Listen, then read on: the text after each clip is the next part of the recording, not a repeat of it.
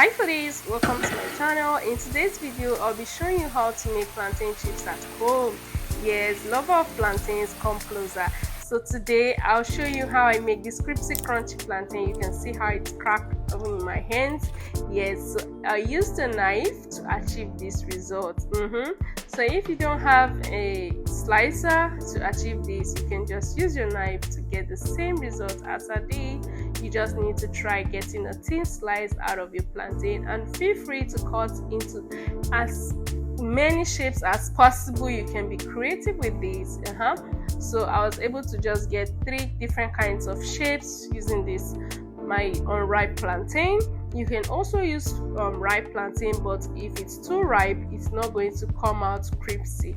Yes, so you need to get plantains that are unripe or partially ripe, to achieve this, and try to just cut it into thin slice. Yes, thin slice. When you're cutting this, you don't want to be in a hurry. I had to speed up what I was doing. That's why you think I was rushing out to do this, so I had to speed it up. But if you're cutting this, you want it to come out as thin as possible. The thinner it is, the crunchier it is. Those that know, they know. So in this video, I want to give a shout out to all my returning subscribers. You guys are amazing.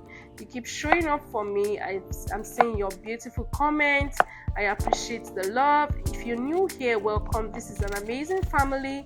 Thanks for coming by. On this channel, I share homemade recipes, different homemade recipes. Yes.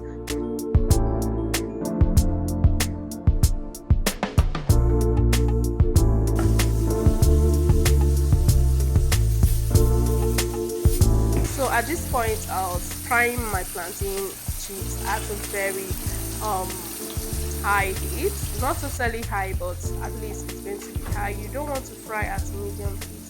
You want it to come out crispy, and you don't want it to soak oil in it. So when you're frying, you have to be careful with the temperature. You can tune it down if you feel it's too high, but just make sure that it's going to fry out crispy. Work on your temperature, and when you're frying, it's going to just max 5 minutes. The plantain chips is ready, and you're going to take it out of the heat, allow it to cool off, and you're good to go.